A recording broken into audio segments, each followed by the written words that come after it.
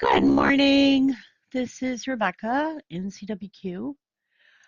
Just signing on to let you guys know I will be having this live stream up most all day.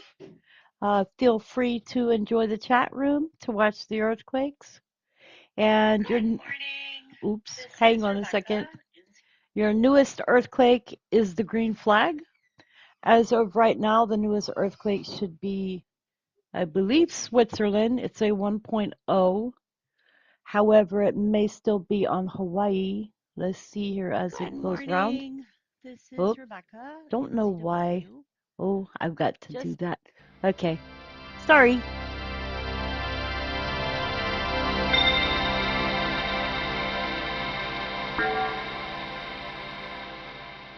The newest one is a 1.1 in California.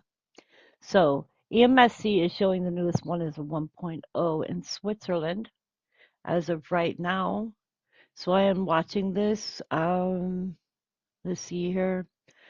California.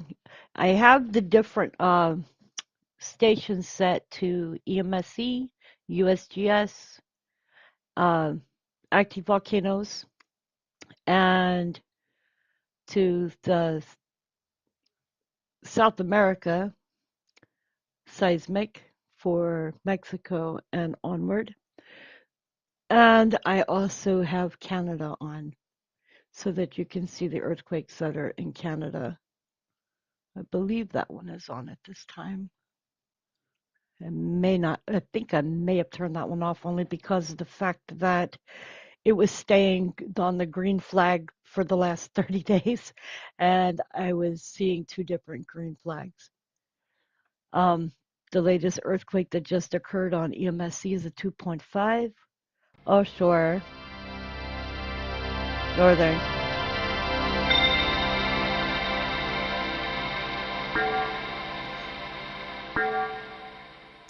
Offshore, northern California. The one that is showing right now is Georgia, and it is a 4.0 and was 1 kilometers deep. And that is in Russia over here. So you can see it up here. This green one here is for USGS. This green one here is for EMSC. So if you see two different flags, it's showing two different areas with two different quakes.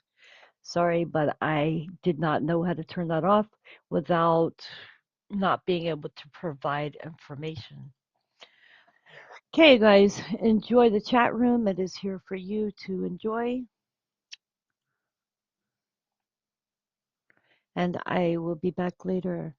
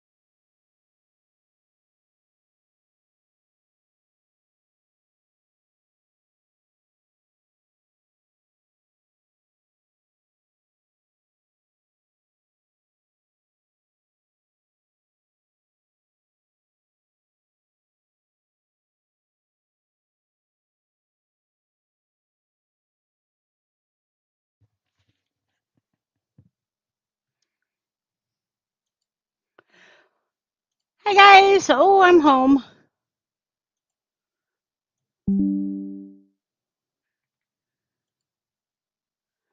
I am just checking in, seeing how things are going.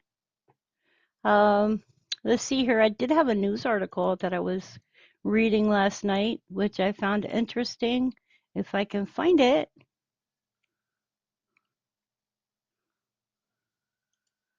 Okay. Now this is an interesting article, and it's on Forbes.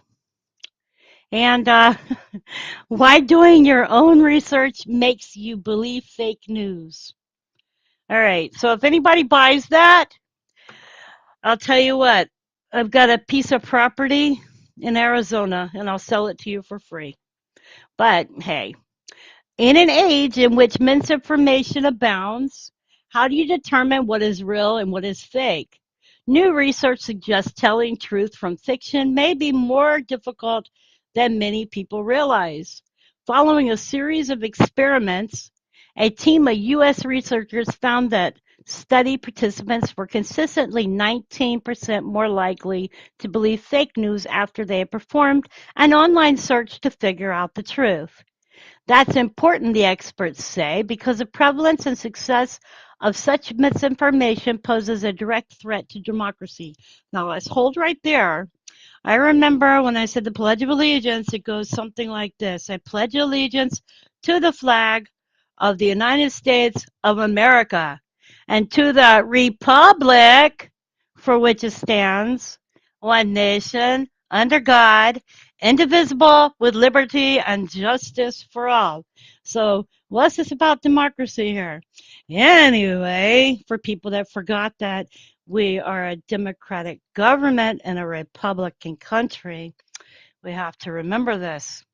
Okay, anyway, and as far as this consistently 19% likely to believe fake news, I have a problem with that because, I always see that this article would be true if it stated that more than 50% to like 75% believe fake news.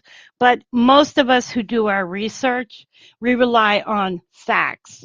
We don't rely on fake news. And a lot of us can suss out fake news from, incorrect news. So, yeah. Oh, George, you've got some swampland up there and a moon you've got for sale. Yep. So anyway, this article goes on to state that that's important because it poses a direct threat to democracy. I think for them, they're just yodeling at the moon. Okay, in terms of political consequences, now we got to bring politics into this, of course. Increased beliefs in information has the potential to increase political cynicism and apathy towards politics, lower trust in reliable media sources, increase polarization, and motivate political violence. Well, I don't buy that either. I'm sorry. People are going to believe what they want to believe. Okay, and I don't believe politics should factor into doing research. So that's my opinion. Says it lowers trust in reliable media sources. What reliable media sources like CNN and NBC and EFG and those other ones? I don't think that I believe in most of them anyway. It increases polarization and motivates violence. Aslett tells me he references the events of January 6, 2021, in which a mob attacked the United States Capitol building in Washington, D.C., saying these consequences weaken democracy. Well, let's go back to that and take a look at it. Was it a mob or was it a protest? If it was a protest, it wasn't a mob. Okay? When we look back at what happened, people stood up for their rights. In the United States, we have a thing such as addressing our grievances. So not all is fair in love and war, okay? And that's just a fact. Misinformation beliefs can also threaten public health, such as in the case of vaccine misinformation. Well, you know what? There's a lot of studies that have come out lately that have showed that the misinformation, so-called, is actually fact. So, you know what? Let's suss that out. All right? There's a lot of stuff that's come out that stated that people who were actually talking about these things were correct. So it wasn't falsity. And it wasn't, what's the word for it? It wasn't just theories and made up things. It was actually fact, but they're going to call it actual misinformation. It says, or be used by powerful interest groups to manipulate public sentiment against climate action measures. Well, I don't believe in climate control. I'm sorry. I believe that these planes up here, they spray the skies. You can see it. People are not blind. Okay. Such as development of renewable energy products. Hey, did y'all see the renewable energy products, such as the electric cars? Did you see what happened when they get wet? They explode.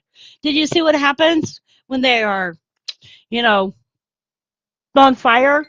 You've seen how hard it is to put out a fire in one of those electric cars? Yeah. Okay, so anyways, it says the nature study conducted by interdisciplinary team from the top U.S. universities found that an average of 30% of people rated the false articles as true when they were not encouraged to search online to help them evaluate it. So they weren't encouraged to search online, so they rated the false articles as true. However, here's the problem. Didn't they just a few minutes ago say 19%? So now they've upped it to 30% later in the article. It says one day we're not encouraged to search online to help them evaluate it. But intriguingly, about 36% of people rated a false article as true when they searched online in an effort to evaluate it. Why? It all boils down to the search terms used and the resulting quality of the information served by search engines. Individuals appear to be more likely to believe misinformation when they are exposed to low-quality news sources that corroborate the claims made by a piece of misinformation being evaluated. Individuals are exposed to these low-quality results when they use distinct terms used by misinformation in their search queries. Using these unique search queries drops people into data voids. In other words, additional searching can lead people to double down on their biases. Actually, you know what? I wouldn't say it's a bias. I would say that it's their own truth. Remember the saying, "In these truths shall be self-evident"? Well, self-evident means that you yourself decide what the truth is. It doesn't mean that somebody else decides for you. A data void is a term used by scientists, experts, uh, to describe such search engine queries that generate few results, with the served content often dominated by falsehoods, misinformation, and disinformation. Sophisticated media manipulators are able to exploit these voids to expose large numbers of people to propaganda. This tactic is especially insidious because it plays on people's sincere desire to learn the truth. Indeed, as Aslan notes, many media platforms recommended that people search online when they come into contact with suspect information. For example, Facebook's tips to spot false news. Well, we all know that Facebook has cops on there and half of them are out of China and other countries. So they wouldn't know what the truth really is. And when you post anything on Facebook and they don't like it, they'll remove it. And you already know that. So it doesn't matter if it's the truth or not. I've seen a screenshot get removed as a falsity, even though it was a screenshot picture. So let's go there. Encourage people to search online elsewhere. The United States Surgeon General Office published a health misinformation toolbox that recommended that people search online when they saw questionable information. But search algorithms are not designed to prioritize accurate information. Rather, they prioritize information designed to appeal to or exploit those algorithms. Now, here's another part. When I look at things, I can see them for myself. Okay? So, one second.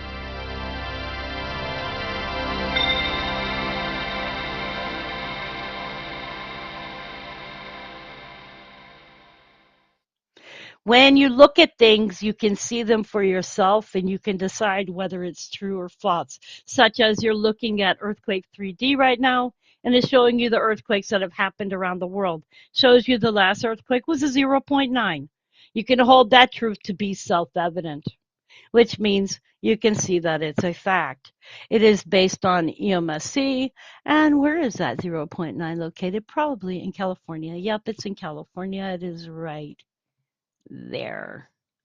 Okay, so anyway, as we troll along, meaning scroll along, yep. However, our findings suggest that the strategy of pushing people to verify low quality information online might paradoxically be more effective at misinforming them. So what are they going to do? Remove everything from online so that people aren't misinformed? They're going to control what people talk about, what they know about, what they see, what they hear? I mean, seriously, this seems like an article to take away people's freedoms. All right. The authors of the paper suggested two complementary strategies, programs, say programming, we got the program word here, that involve people's digital literacy and improvements to search engines to deprioritize poor quality information. So, of course, control. Programs equal control. Research into digital literacy indicates that older adults are particularly susceptible to fake news. Well, I'm 54 years old, and I am not susceptible to fake news. I don't like fake news. I don't like reading fake news. This article here is a program. Okay. So in order to be effective, programs need to cater to specific audiences. So what are they going to do? Try to change us as people that are older and try to tell us that what we know isn't true? You know what? I believe the history that I grew up with and was taught in school. All right. I believe in the things that I can see, the things that I can hear, and I believe in things that validate. Okay. So I have a little bit of a problem with them wanting to control my narrative. Okay. However, such programs can have a high level of effectiveness, with one recent study finding that a tailored program dramatically improved the likelihood of older adults discerning fake news from true news from 64% to 85% post-intervention. So now they want to intervene. All righty then. It is less clear whether search engine providers can be incentivized to improve their products to favor quality sources. Well, what's the quality sources in their opinion? See, that's what I would be curious about. All right. What is their quality sources? Are they going to tell me that, let's say we've got EMSC and you got USBS over here, and USBS does not post all the earthquakes all day long, but I'm supposed to believe that, right? Because I can pull up USGS and see that it is not showing all of the earthquakes that EMSC is showing. So therefore, I'm going to believe EMSC over USGS all day long.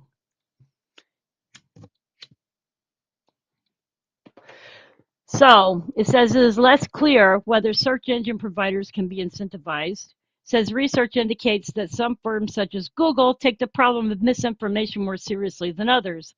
But among the main search engine companies, there appears to be great variation in quality and accuracy of results provided.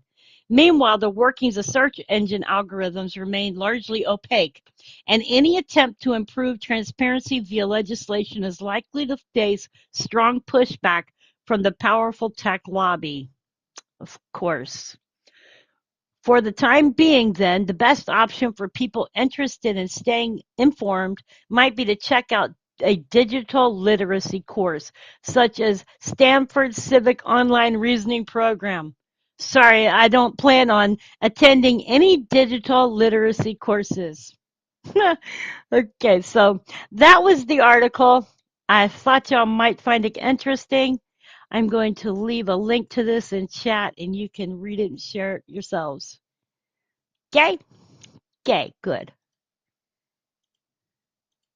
There you go. And I have just put it in chat and you can find it was also posted by other news sources.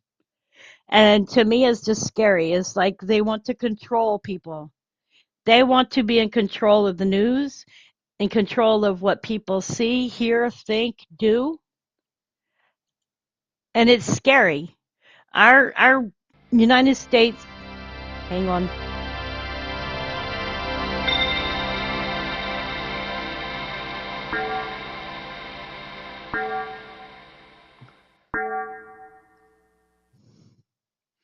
The United States is becoming scary with the fact that they are starting to control what people say, think, do, hear, want to do, want to see. It is getting to be a scary place where rights are being violated off and on all the time. And the only way that people can actually stand up for their rights is you can order, and you can get it for free, a pocket constitution and read it, and it will tell you what your rights are. I have one here in my house. They are free. Um, I know the one that's here.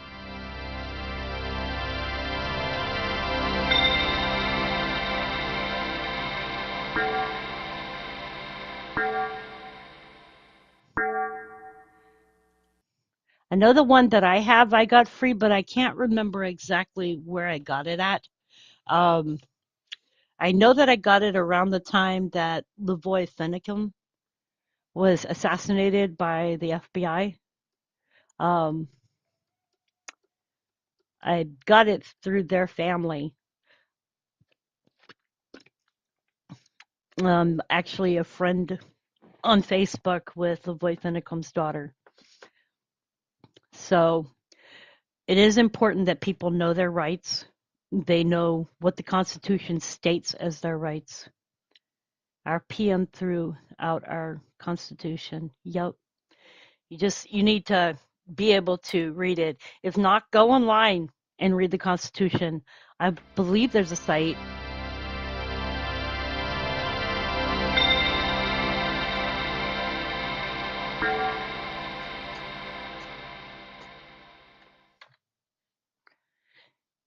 Here it is. This is through um, the Senate. You can go here and you can read the entire Constitution. They do have it online. It is important. I mean, there is rights that are trampled on every day. Did you know that if you are pulled over and a police officer wants to search your vehicle, you have the right to tell them you do not consent? Okay? They have to get a search warrant to search your vehicle unless they see something that tells them that they have the right to search and it would be a danger to let you go. Okay? A lot of people don't know that. How many times I used to work and I would see somebody get pulled over and then watch them get their car searched. And I would be thinking, if only they knew their rights. If only they knew their rights. They have to have a search warrant. They cannot just search your car. They have no right to enter your house either. You need to know your rights. When it comes down to this stuff of telling people that doing your own research may make you believe fake news, to be honest, when it comes down to the older generation, I believe we know more than the younger generation does. We've been around a lot longer. We've seen a lot more. We know history. Yes, Heather, know your rights. So, how are y'all doing today?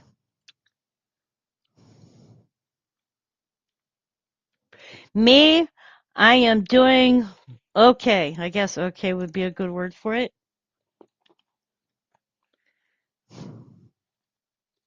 Not the greatest of days.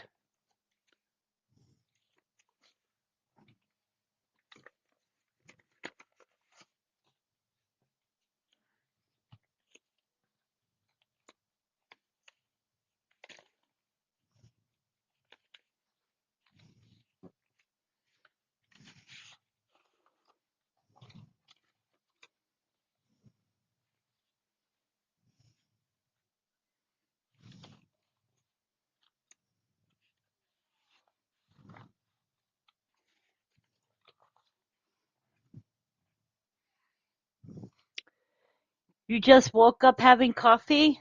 Huh. You just made me think of something I need to go make myself. A cup of coffee. I am fine, thank you. Gardening today, seeds, cleaning, productive day. Ah, you know what? I live in an apartment. I would probably love to be able to plant a garden, but can't plant a garden here. They won't let us. We're not allowed to have any plants on our back porches. And I'm not going to put dirt in my house because, I have a grandchild who would probably think of that as a play area.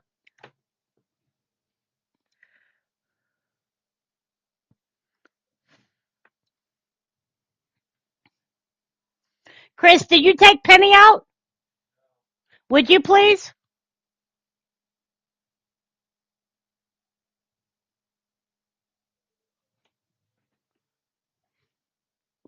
You did the balcony, Betty? That's a good place. Um, I do not have a green thumb, so I kill plants. Yep, I'm a plant murderer. So let's see. This says that we had a 3.9 a few minutes ago. I want to see where.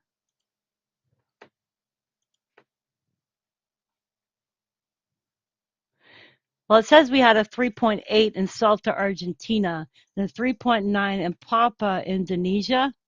There's also been a 3.4 in Kaplan Talat, Indonesia, a 5.2.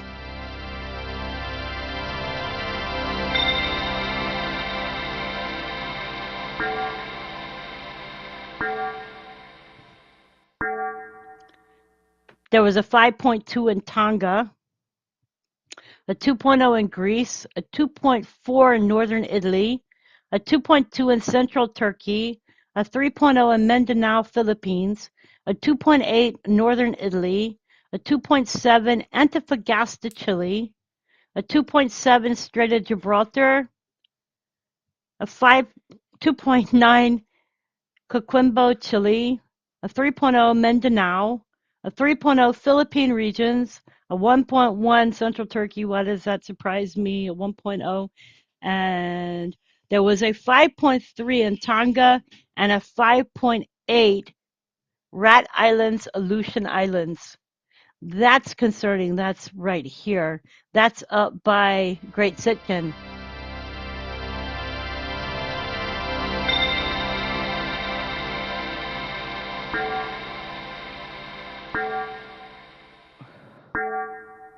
And there's just been, that should be the 5.2 for Tonga. Maybe not. Let me see here. That's probably the 5.2 ringing for Tonga. Yeah, it's down here. So that's the 5.2 that's ringing for Tonga.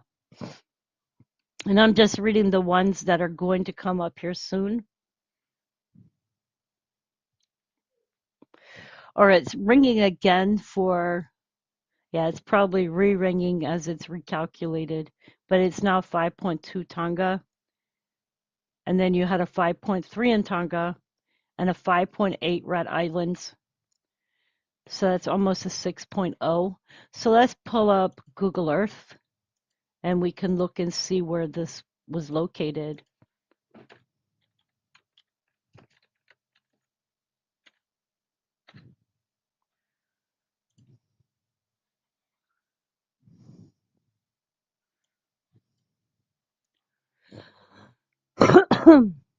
We're going to look at the 5.8 for Rat Islands.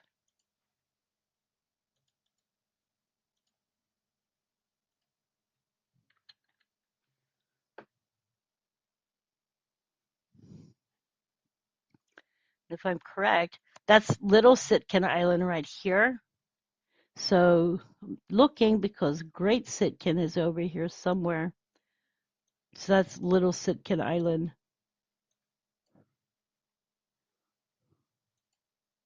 So that's hitting by Great Sitkin, I mean Little Sitkin, Great Sitkin. I don't see, hang on. I don't see, let's see where Great Sitkin is.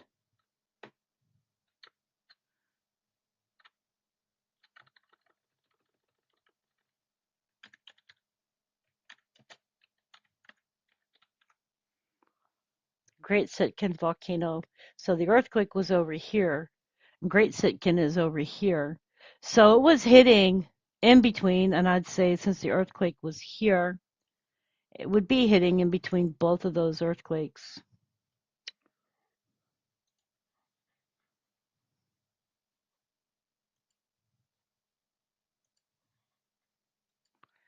.8 Salta, Argentina. 210 kilometers deep. You know, the deeper earthquakes down there going on in South America are concerning because as they are deeper in South America right now, it tells you that there should be a larger earthquake.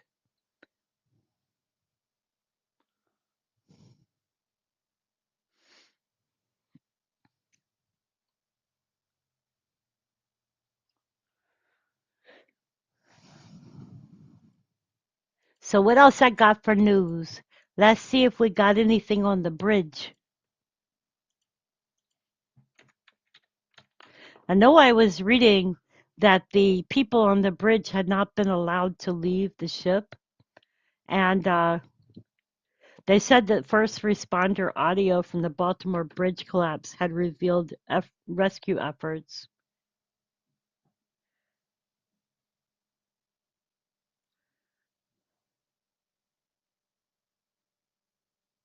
So let's see here.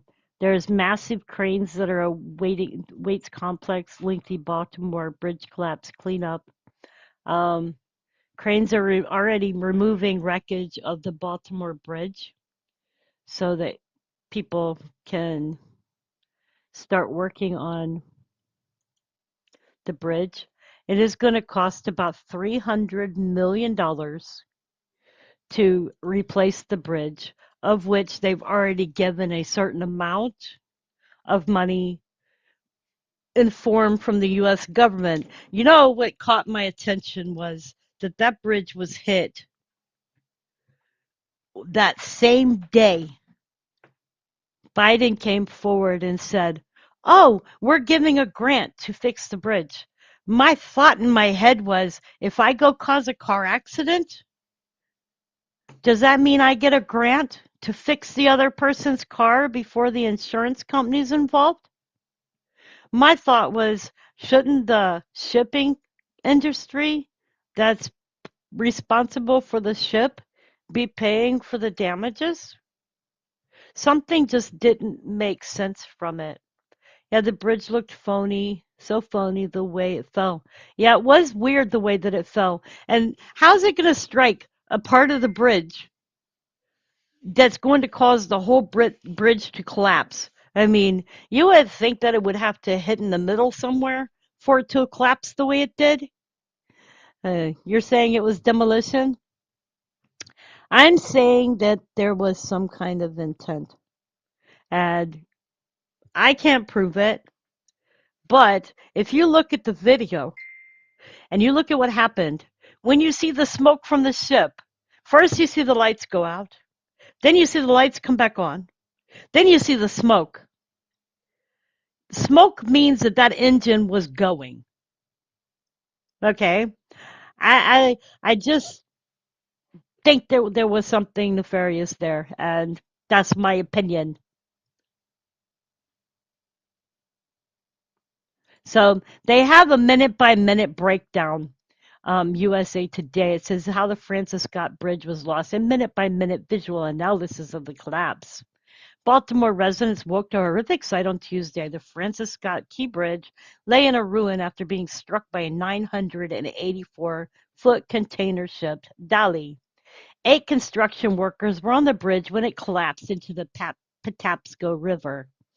2 were rescued, 2 were confirmed dead, and the rest were presumed dead. Shocking footage reached viewers across the globe as first responders toiled among steel and concrete beneath the water.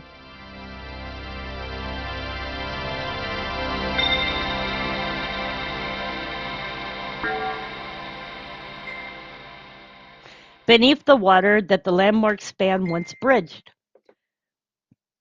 And it says now the USA Today visual investigation supported by the National Transportation Safety Board's preliminary findings has resulted in this minute-by-minute analysis of the disaster. So now they need an analysis because we obviously can't look at a video and see it for ourselves, right?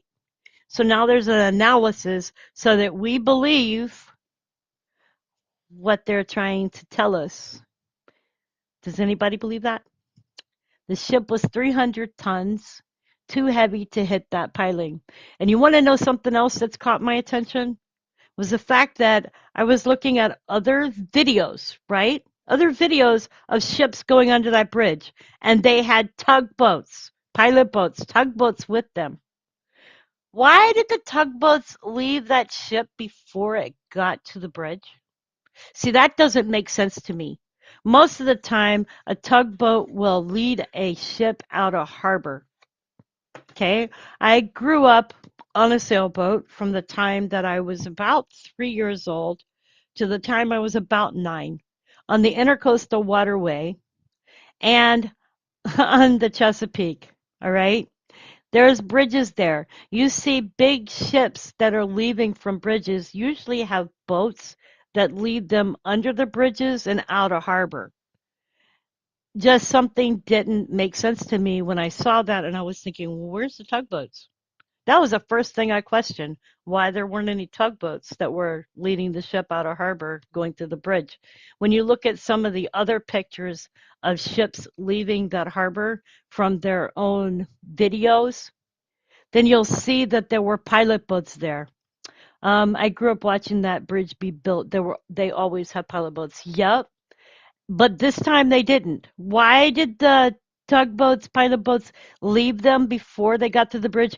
And if they knew they were having engine issues and problems before then, yeah, I grew up on the Chesapeake Bay. I lived in a little place called Onancock, Virginia. Let me show you where that's at. I'll go on Google Earth and I'll show you.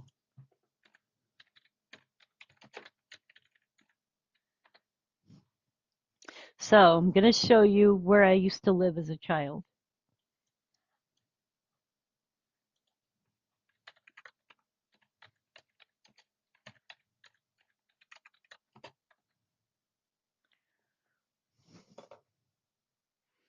This is Onancock, Virginia, here. You go out through this way to leave from the harbor. So this is Onancock here. You got this way. You come down this way, and this is I believe I called it the 7 Mile Bridge. This is the scariest bridge I ever traveled over, okay? But used to watch the ships come in and out of here. You can see it from Onancock when you come out here. We used to sail across here all the time and come out through this way and then go down around this way and sail down to Florida. But we also used to take what's called the Intercoastal Waterway. Um, the Intercoastal Waterway runs like through around this way and down through this way. So you can find it by looking, but we used to take the Intercoastal Waterway. But there's bridges and stuff here.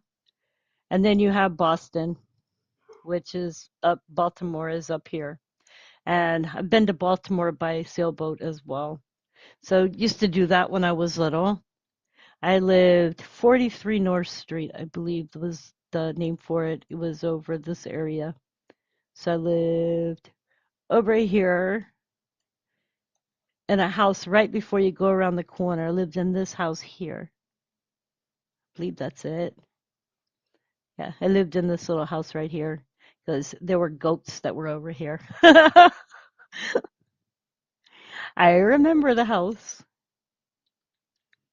Bagwell Oil Company is pretty well established for this for Onancock, Virginia.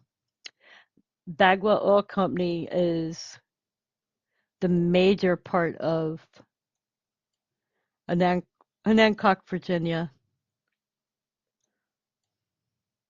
And this is a little bridge that you can go across. The town is really cute. I loved being there as a child.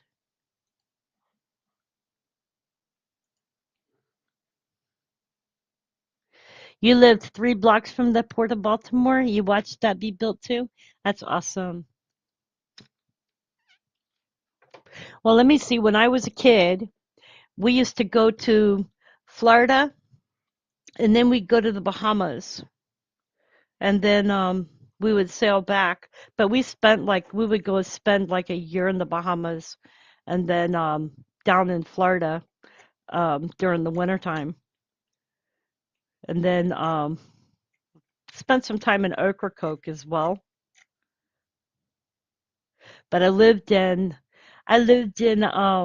Nancock until I was about 7 or 8.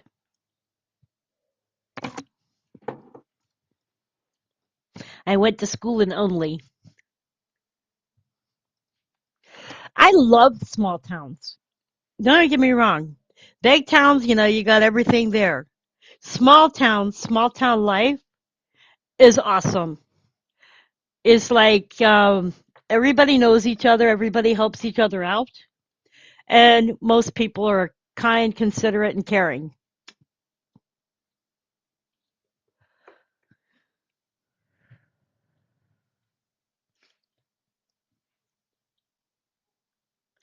But I was born in Waynesboro, Virginia.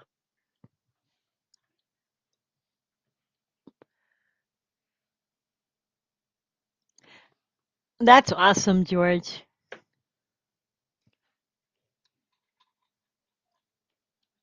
Now, let me tell you a little fact here. If you are on in a Nancock and you leave from Nancock, when you're on a boat, you cannot see the other side of the lake, okay, of the Chesapeake. You cannot see the other side. But I do know what it was like when we were on ships. Most big boats that pass through the Chesapeake to go out under bridges, they have pilot boats. You were born in South Carolina? Awesome. I had a grandfather that was the Bishop of South Carolina. He was Bishop Reverend Gray Temple and was in Charleston, South Carolina. I grew up knowing how to sail. I got pictures of me sailing. Let me see if I can find one.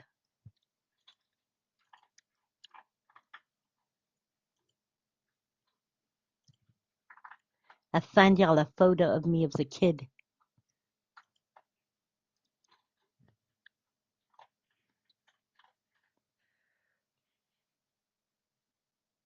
If I can find one.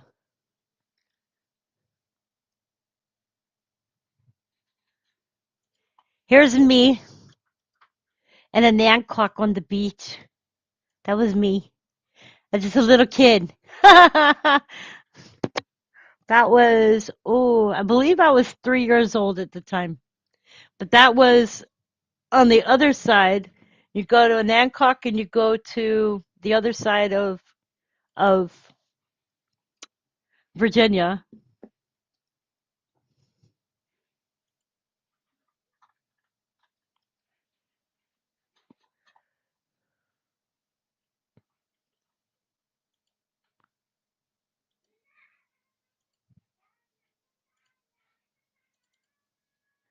There's another picture of me. Chincoteague Volunteer Fire Company. That's me and that's my twin.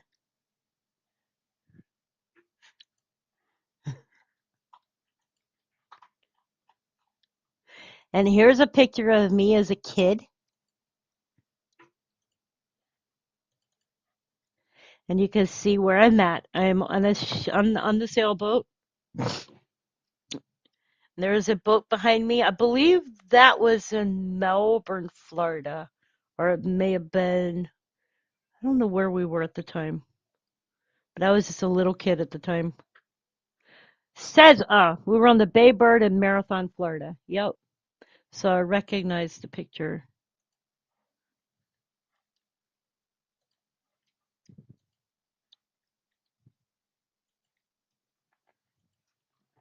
Yeah, I was a little kid at the time.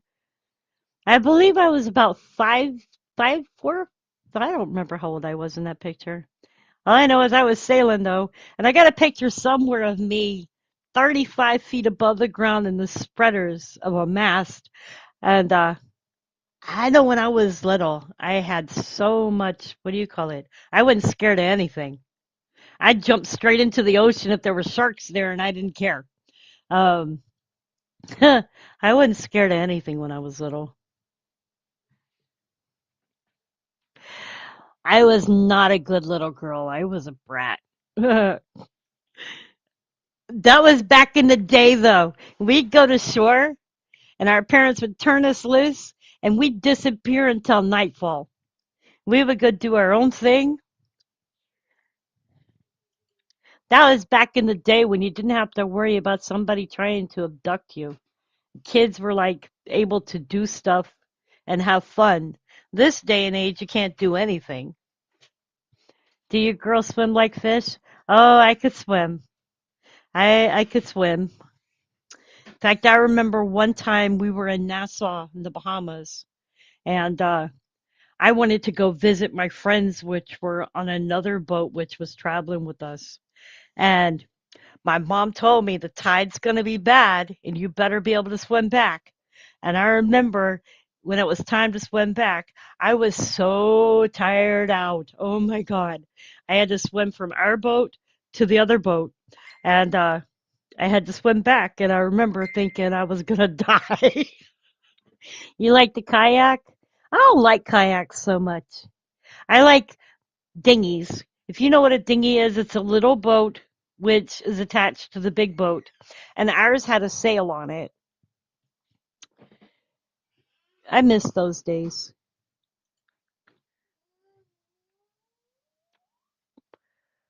Let me see if I got any more memories I can show y'all.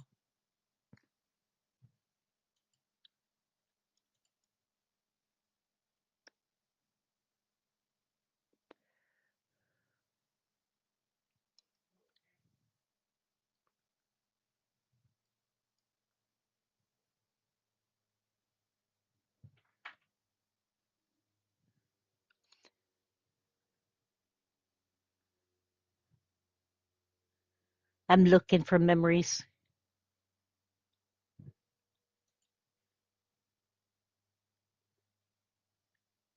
I'm going to show y'all where I was born. This was the hospital in Waynesboro, Virginia, where I was born. I went back to go visit when I was, let me see, it was about 2014. I went to go visit. As some of y'all don't know, when I was 9 years old, my parents got divorced and they put my sister and I up for adoption. We ended up in the foster care system. So until I was about the age of 17, I was in the foster care system. So going and finding my birth family, since I was adopted when I was a year and a half old, was an interesting time. I'm still close with my adopted family. So they are still good people. It was just my adopted parents decided instead of fighting over us, they put us up for adoption again.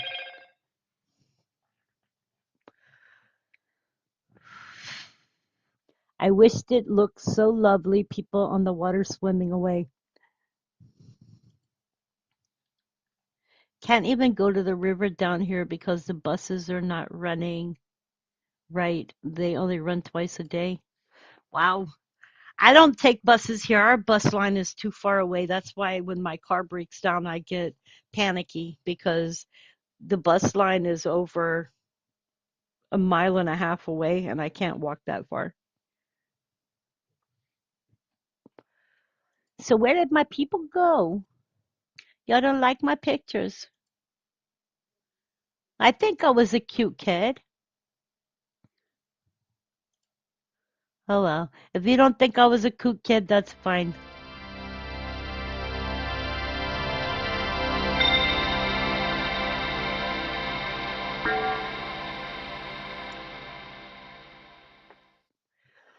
So what are y'all planning on doing for Easter? I have an Easter basket and I have some eggs that my sister gave me and I'm going to hide them so that my granddaughter can find them. Thank you, Betty. I appreciate it. In town, they run every hour. Yeah. You're not doing anything for Easter, George? How about watching movies? Tomorrow I will not be live, just to let y'all know. Tomorrow is Easter. I'm going to observe Easter. I am doing this stream today, and then tomorrow I will not be live. George, watch some movies or something for Easter. That'll be fun.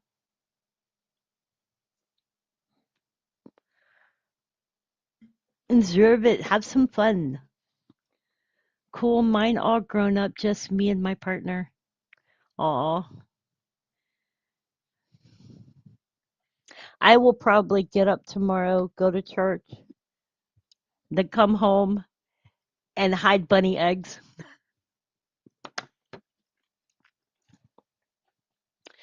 Because, I got to be the Easter bunny.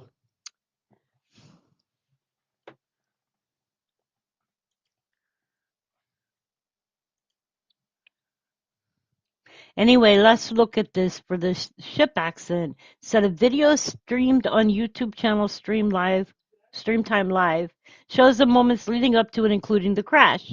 USA Today analyzed the footage, listened to the first-hand reports, reviewed police dispatch audio, referenced vehicle tracking data, and examined a preliminary analysis by the NTSB to create a visual timeline. Based on initial information provided by the federal agency and estimated time of impact, we were able to calculate the timing of events. All times Eastern timestamps are appropriate. So they're saying at 12:39, the cargo ship Dali departed Seagirt Marine Terminal, according to reports from the NTSB. Dali is aided by sibling tugs Eric and Bridget McAllister. At 1:07 a.m., the ship enters the Fort McHenry Channel with Eric McAllister ahead and Bridget McAllister astern. Dali makes a U-turn away from the terminal and approaches a pair of navigation buoys marking the channel. You know what? I want y'all to see this. Okay, I'm going to put this over here because I'm going to show this. I think it's important. Okay, so this shows this here. So it shows it here.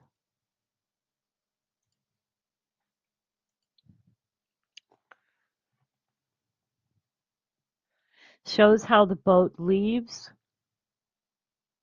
does the U-turn, and comes out of the harbor. Says the ship is underway with a heading of approximately 141 southeast and an approximate speed of 8 knots in the Fort McHenry Channel. According to the NTSB, on board is a pilot, a special navigator who boards ships to guide them through the waterways and ports. Also present is an apprentice pilot. Now what I'm going to do, instead of showing this the whole time, I'm going to stick this in chat so that y'all can look at the visuals, because there are several visuals with this.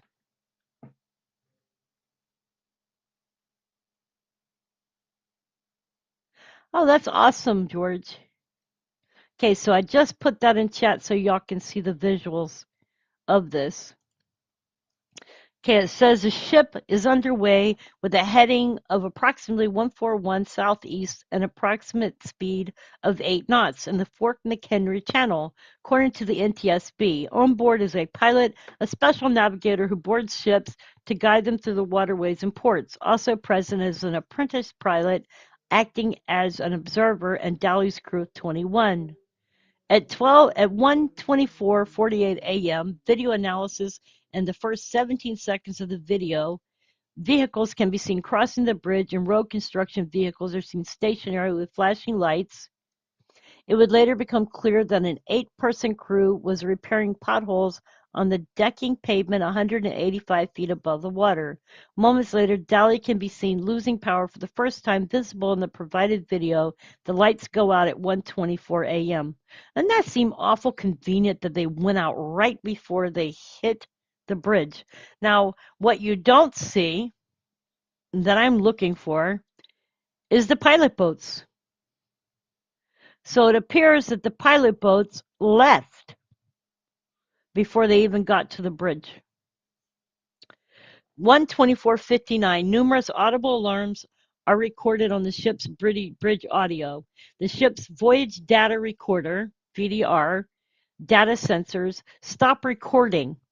Okay, I find that strange that the data sensors stop recording but continue to record audio using redundant backup power, the NTSB said. A VDR provides a snapshot of major systems on a vehicle, including speed, engine RPM, heading, rudder angle, audio, and alarm data. Let's see here. So, why would the data sensors stop recording? Something doesn't make sense. 1:25 a.m. The ship remains dark. Video analysis: the cargo ship's lights stay off for nearly 1 minute. Vehicle traffic and construction crews are still on the bridge.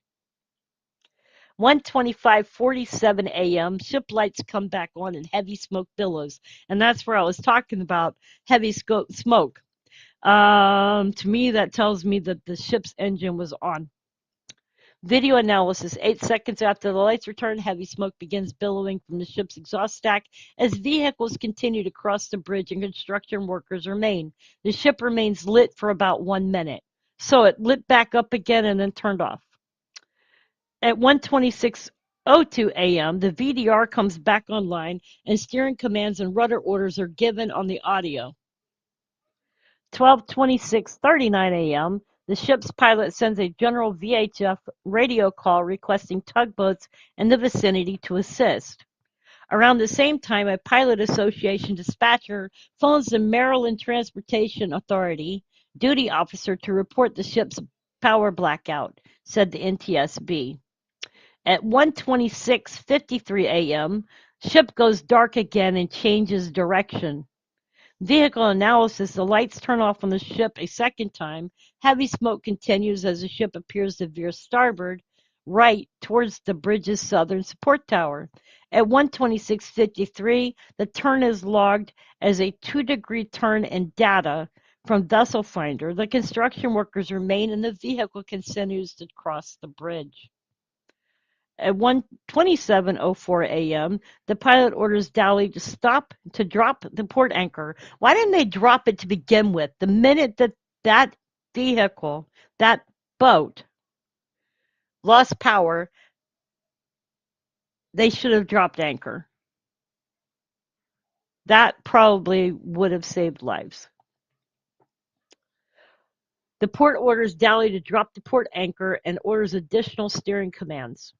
1:27:17 a.m., 2 miles away in port, the tugboat Eric McAllister flips a hard U-turn and begins racing the 2 miles to catch up. The Bridget McAllister would follow suit minutes later. The website Vessel Finder released a video showing the moment calls for tugboats are heard. The icon for Eric McAllister can be seen in the top left of the screen, turning around and racing towards Dally. Minutes later, swarms of boats and the Coast Guard are seen racing to the crash site. 1:27:25 a.m., the pilot issues a radio call over the VHF radio saying Dally had lost all power and was approaching the bridge. MDTA radios 2 units already on the scene because of the construction and orders officers on each side of the bridge to stop traffic. 1:27:25 a.m., video analysis: Dally's lights came back on.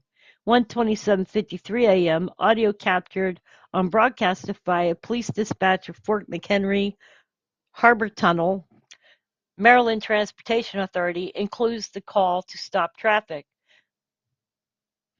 USA has a copy of the dispatch's messages read 12:27:53 a.m., but we believe because of the clock of the source video to be off by 1 hour. The time of these communications is also corroborated in the report by the NTSB.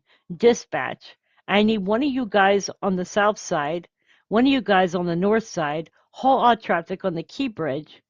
There's a ship approaching that just lost their steering, so until they get that under control, we've got to stop all traffic.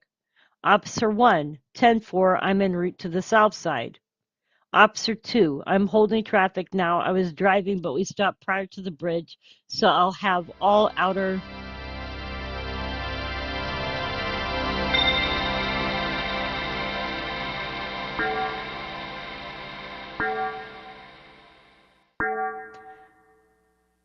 Officer 2, I'm holding traffic now. I was driving, but we stopped prior to the bridge, so I'll have all outer loop traffic stopped.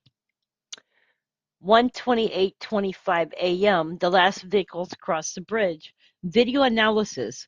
With the lights restored on the ship, the last vehicles are seen crossing the bridge just 35 seconds before the ship strikes the southern support tower. Maryland Governor Wes Moore addressed the narrow escape on Tuesday morning. We're thankful that between the Mayday and the collapse, we had officials who were able to begin to stop the flow of traffic so more cars were not on the bridge. What I would like to know is why they didn't notify the workers on the bridge to get off the bridge at the same time.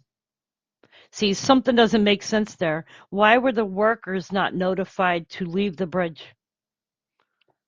They stopped the traffic, but they didn't tell the workers to get off the bridge? Okay. 1:28:25 a.m. Audio captured on Broadcastify. Dispatch 10-4. Is their crew working on the bridge right now? Okay, so yes, they did. Audio 1:28:42 a.m. Audio captured on Broadcastify. Dispatch. Yeah, if we can stop traffic, just make sure there's no one on the bridge right now. I'm not sure where there's a crew out there. You might want to identify whoever the foreman is. See if we can get them off the bridge temporarily. They should have done that immediately. Officer 10-4, once the other unit gets here, I'll ride up the bridge.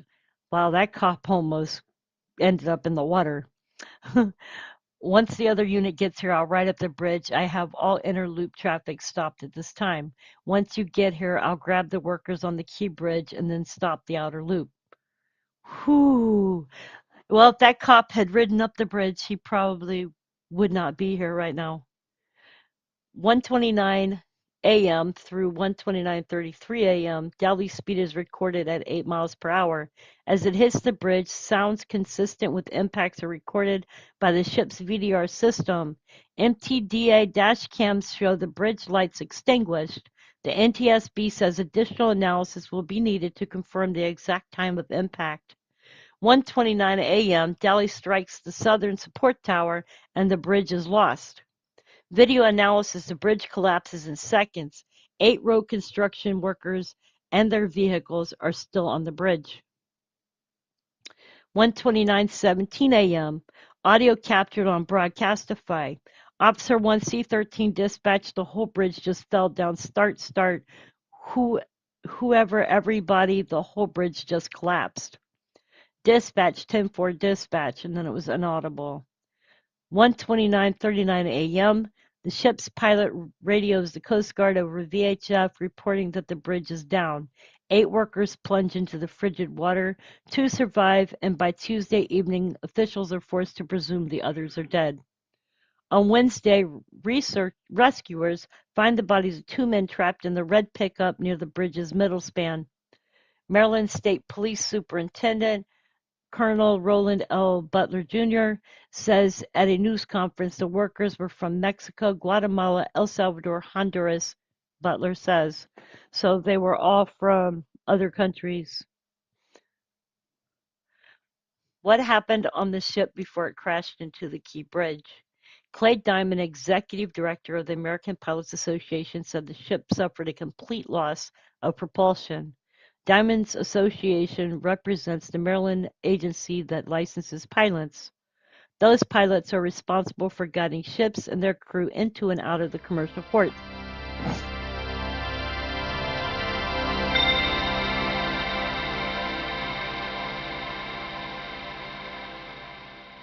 Each port with its own unique channels, tidal flows, and navigational hazards. Each pilot serves aboard ships and trains for many additional years before taking the job. Pilots are considered to be the most highly trained mariners in the world. At the time of the crash, the ship carried about 4,700 containers, which are counted in what are known as TEUs, are 20-foot equivalent containers.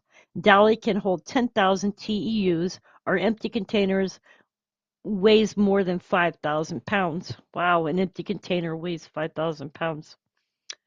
The hulking ship moved through the water far more slowly than it would at sea, but even at low speed, the near 1,000-foot ship moves with tremendous inertia, said Alan Post, a deputy superintendent at Texas A&M Maritime Academy in Galveston, who holds a captain's license.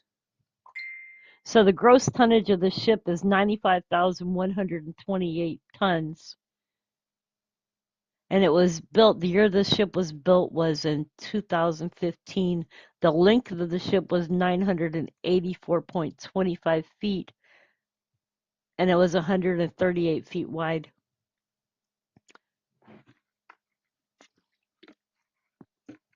Changes of direction happen slowly. As the deep hull displaces water in the narrow ship channel, powerful suction forces can redirect it from below. In tight spaces, a crew will keep both anchors at the ready.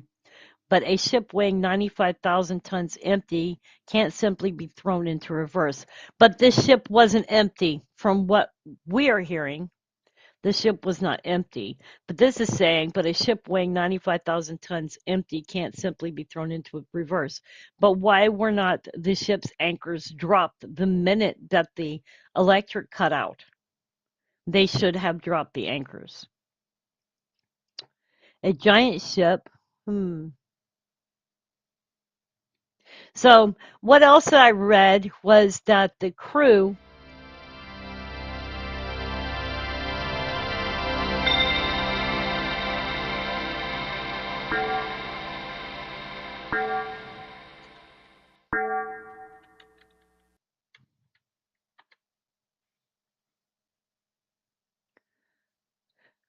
what I've read as of yesterday, the Dali crew is still confined to the ship with no internet. They're saying that the 21-man crew may be rattled. There's 22-member crew on the Dali made up of Indian nationals. They've remained on board since Tuesday. The Coast Guard stated they were not injured and are monitoring engineering spaces and will be appropriately respond to any emergency on board. They haven't had Masick, executive director of the Baltimore International Seafarers Center, says it hasn't had any direct contact with Dali's crew. They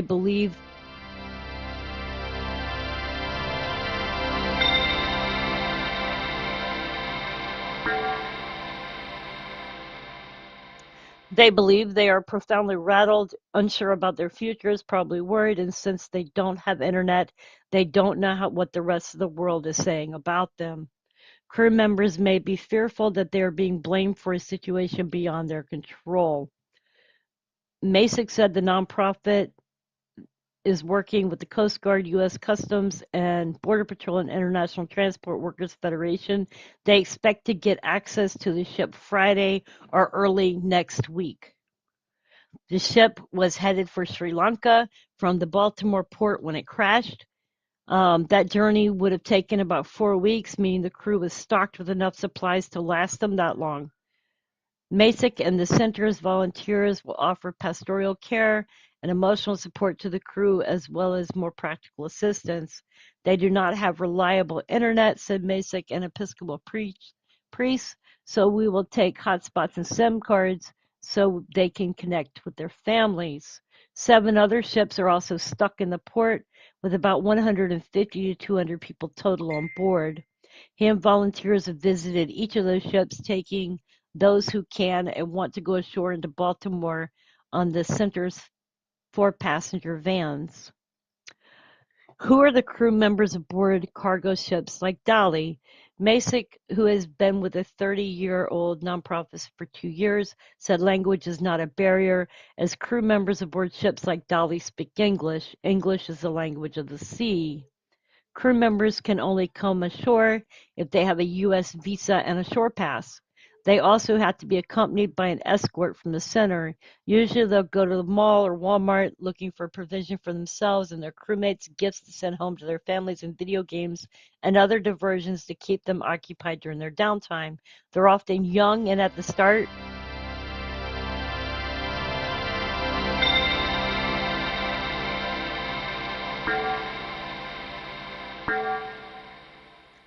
They're often young and at the start of their careers that will take them around the world and away from home for as long as 13 months at a time. They're paid well compared to their wages in their home countries, but they don't make much by U.S. standards, and most of their money goes to support families at home. It says, why is the crew confined to the ship?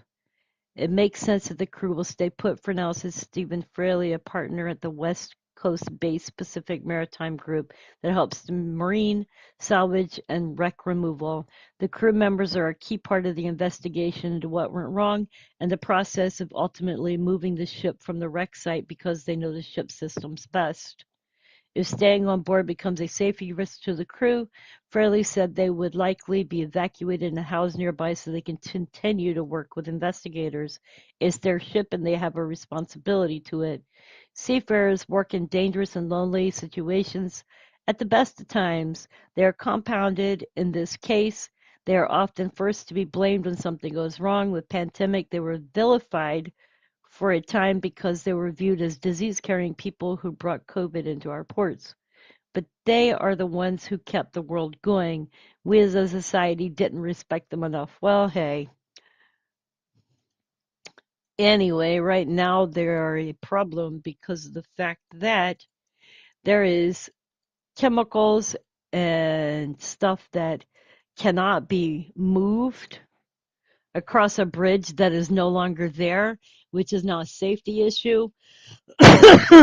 um, it's also a boon to the automobile industry because of the fact that ships can't leave port for with cars that have been sold.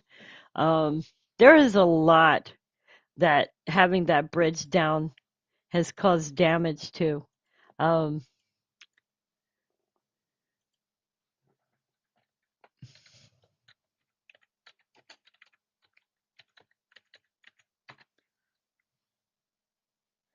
the uh, the Port of Baltimore is now closed following the collapse of the Key Bridge, shutting off one of the main entry points for imported vehicles into the United States. The Port of Baltimore has grown over the past decade to become the port of entry and exit of vehicles and automotive parts in the United States. In 2003, nearly 850,000 cars and light trucks passed through the port, more than any other port in the country. In January 2024 alone, 23,214 automotive shipments were imported and 5,064 were exported. Manufacturers including Nissan, Toyota, General Motors, Ford, Volvo, Jaguar, Land Rover, and Volkswagen Group, including luxury brands like Audi and Lamborghini, use Baltimore as their base for shipping to and from Europe. As a matter of fact, the Port of Baltimore saw the first VW Beetle imported in 1963. One reason that the Port of Baltimore is so popular with automakers is its ability to handle the large ships that can accommodate ro-ro or roll-on roll-off cargo. Additionally, the port has direct connections to the Midwest, where much automotive manufacturing takes place via the Norfolk, Southern, and CSX railroads, and the port is located further inland than any other mid-Atlantic, which can save as much as a day off shipping times. So there you have it as far as the automotive industry. And this comes from the US Times.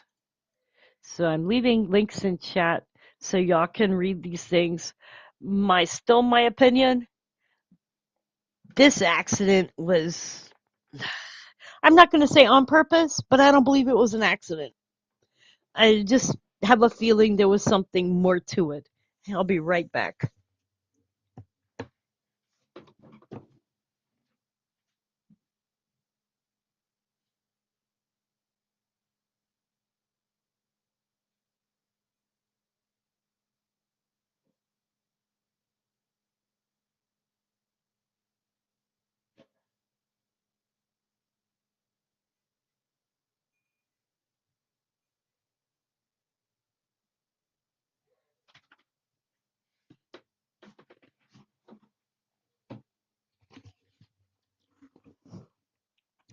Oh, you're welcome, Betty.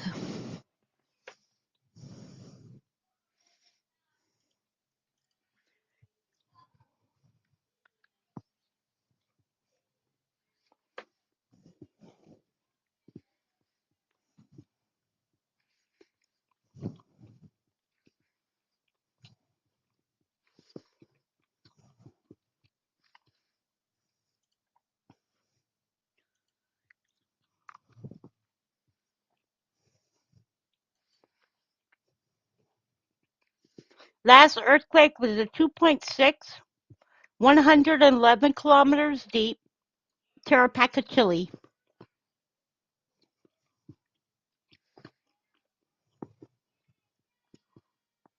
And Costa Rica had a 4.7.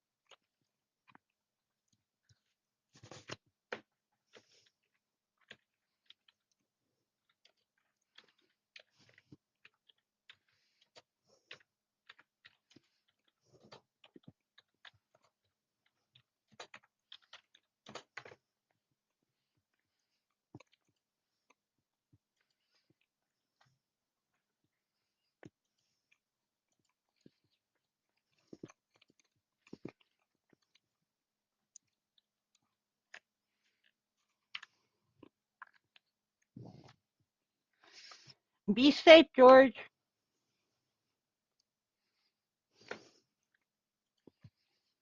Looking at the weather here, yeah, you've got something coming there, Nevada.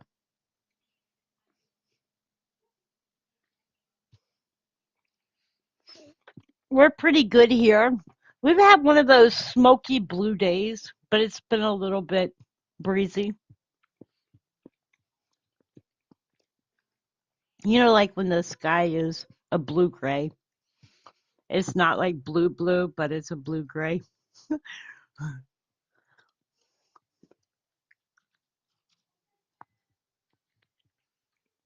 And the trees look like fall, even though it's spring.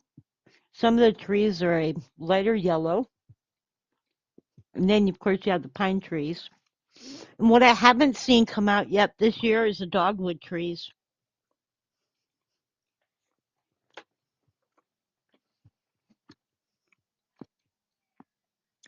George, just be safe.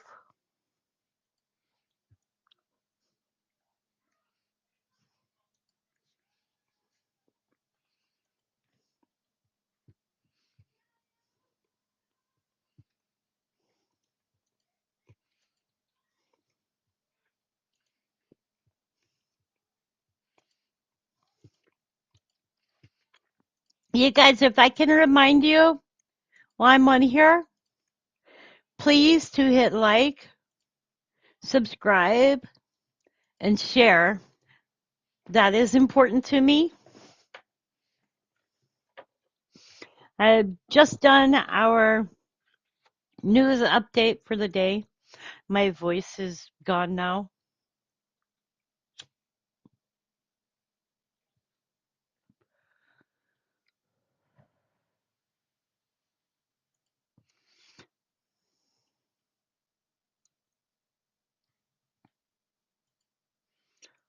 Let's see if I have any other information.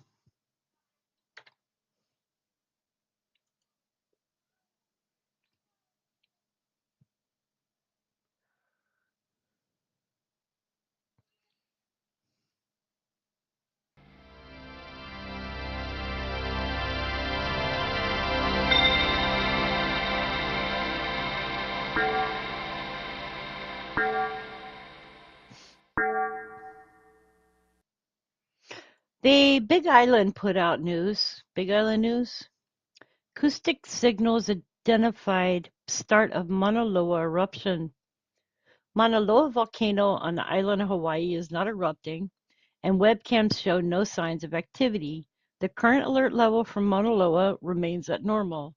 Scientists say ground deformation indicates continued slow inflation as magma replenishes the reservoir systems following the 2022 eruption, the start of which is the subject of the latest U.S. geological article.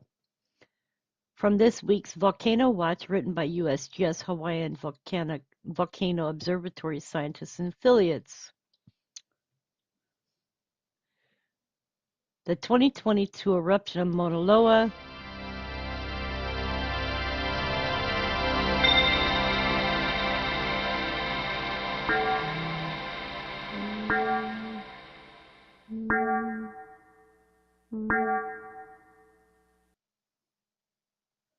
that was on the east coast of the United States.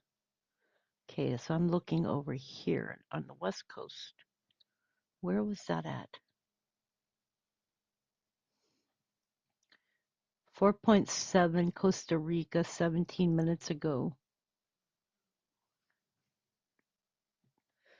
4.8. I'm seeing a 4.8. Where are we?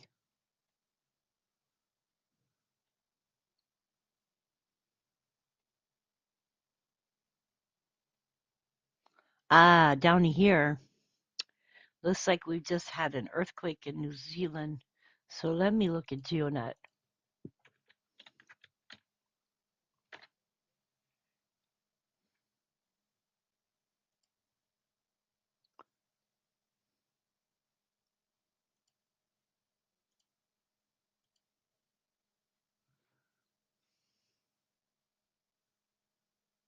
So I'm looking at GeoNet and I am not seeing that.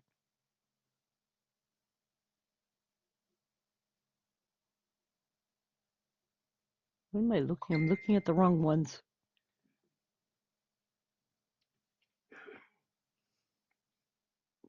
No, I'm looking at the wrong place because it's not going to be on GeoNet. Okay,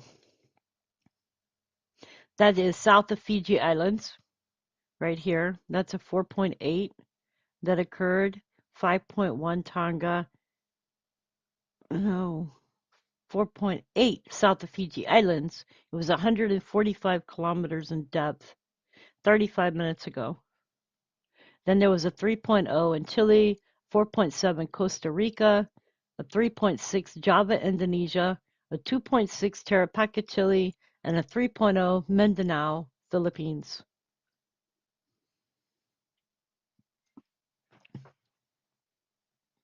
Let's refresh this. There we go.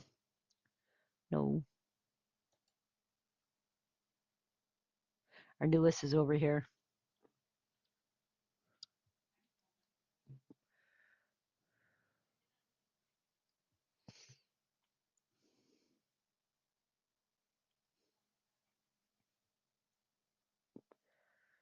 Okay. Oops. Did I just do that? Oh, Lord. Okay, hang on. There we go. All right. Got to put that back. New Zealand 2.6. Yep. I was looking at the wrong one. Um, the last earthquake that occurred on the EMSC is probably not USGS. It's USGS is reading a different one. The last one that occurred was a 3.0 Mindanao, Philippines. And that's according to EMSC. And that is right there.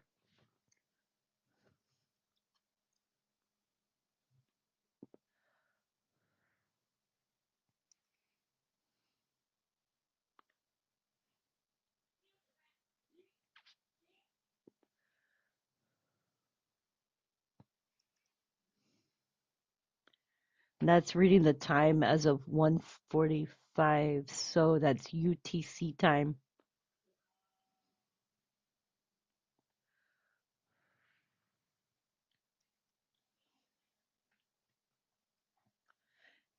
Hang on, you guys. Y'all are going to see an empty desktop for a minute.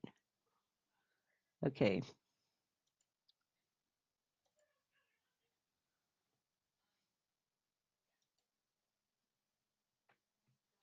Let's wait for that to repopulate.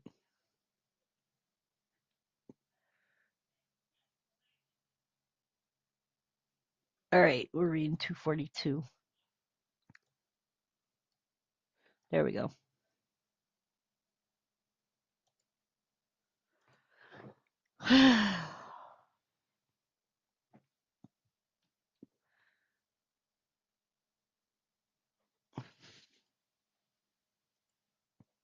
Did you want me to put down who is reporting it? Yes. We've had a 1.6 up in Alaska. Of course, my Earthquake 3D is going to report smaller quakes that are not going to show up on USGS unless you're looking for smaller quakes or EMSC. So we're going to see smaller quakes as well up in Alaska. And we're catching up time-wise.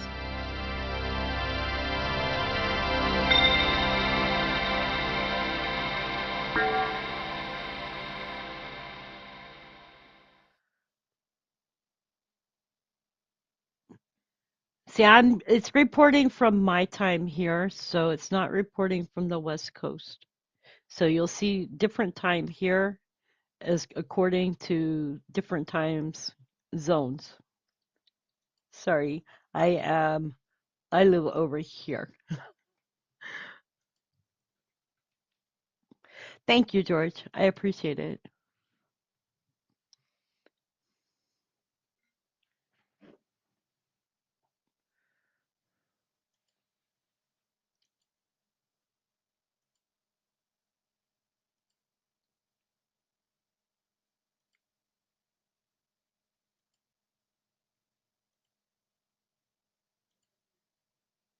Okay, you guys, I'm going to leave y'all to the chat for a little bit.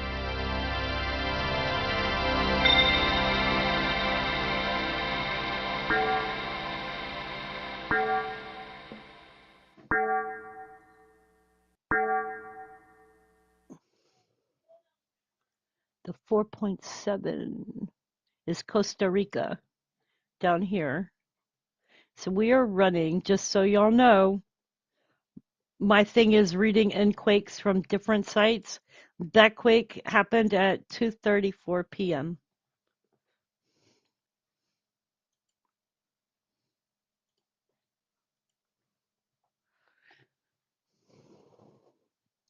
So if y'all are following along, you can see the earthquakes on EMSC. That's EMSC. I'm going to give y'all USGS.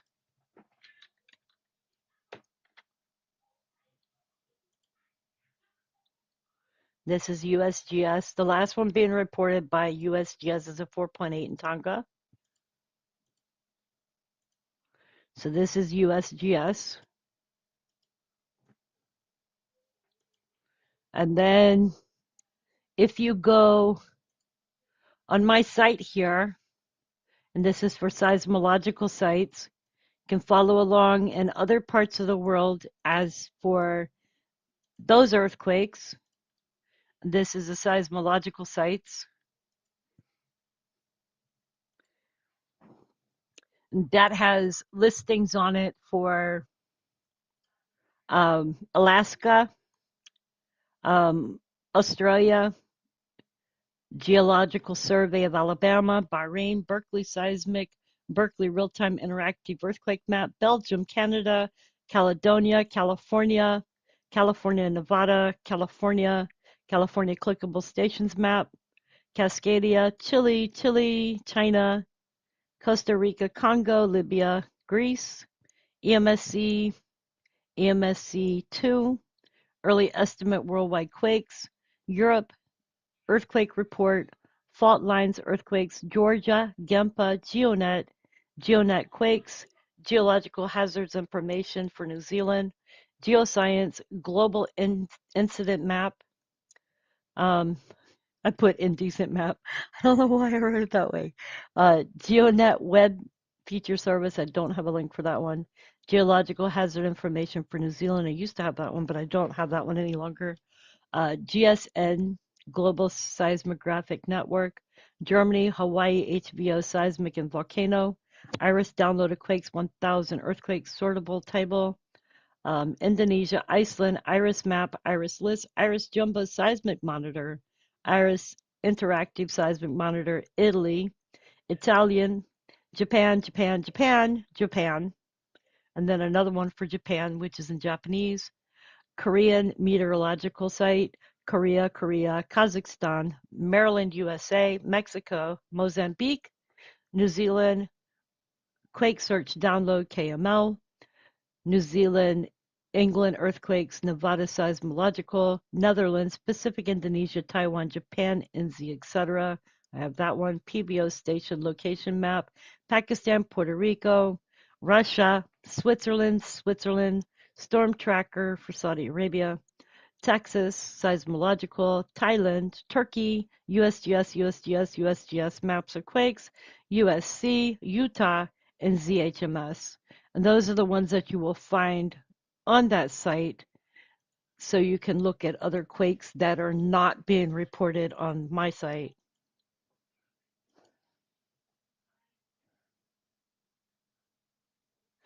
Right. The only ones that can be reported are not, that can't be reported are on, I mean, you can look them up on the Nevada, California site, and you can see them there. Okay, I don't know whether my stream buffered and people dropped off or what happened. Let me refresh my YouTube.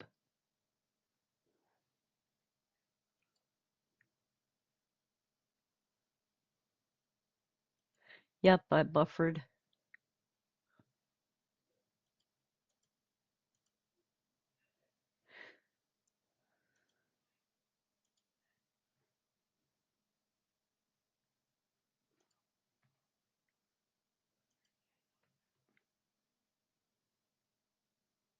See, it says I've got 3 live viewers. Now it says 2, but I'm just noticing differences with my channel. Hang on, I'll be right back.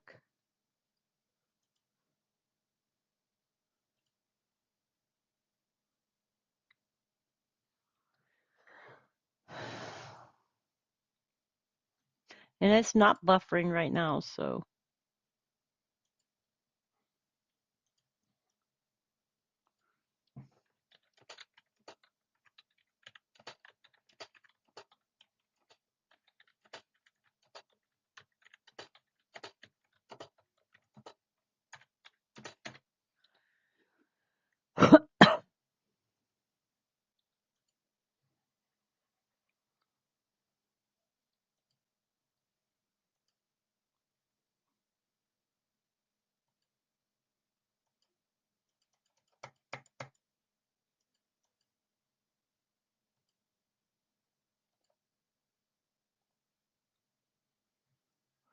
I can't see my chat room right now, just so y'all know. I don't know what's going on. This is weird. Hang on. Let me go to, I'm going to go to my go live room.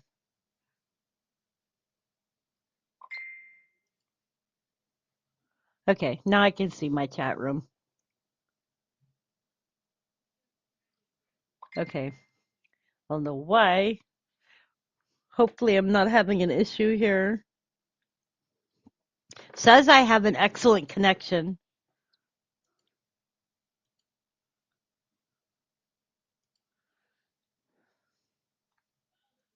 I'm looking at it from my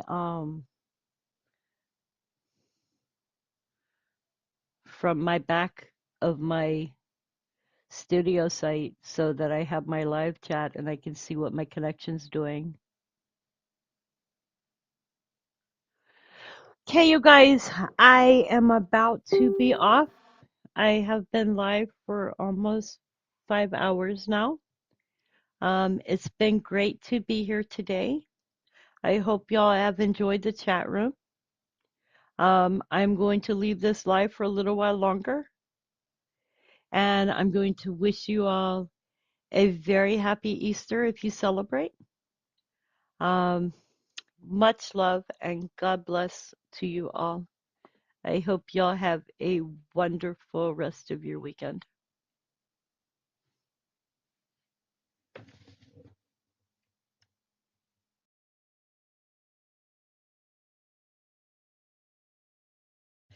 And by the way, thank you to everybody who has helped mod the channel, to all of the people that make this channel happen.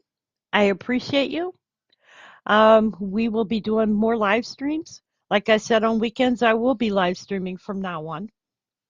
And that way, y'all can have a chat room. It just depends on how often I have time to do a live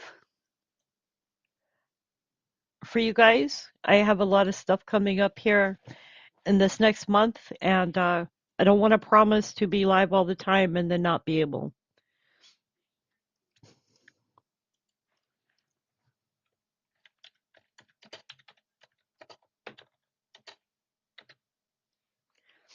All right, you guys, peace out. I will leave this up, I guess, for another 45 minutes, and then it is going to go offline. All right, you guys, I love you all.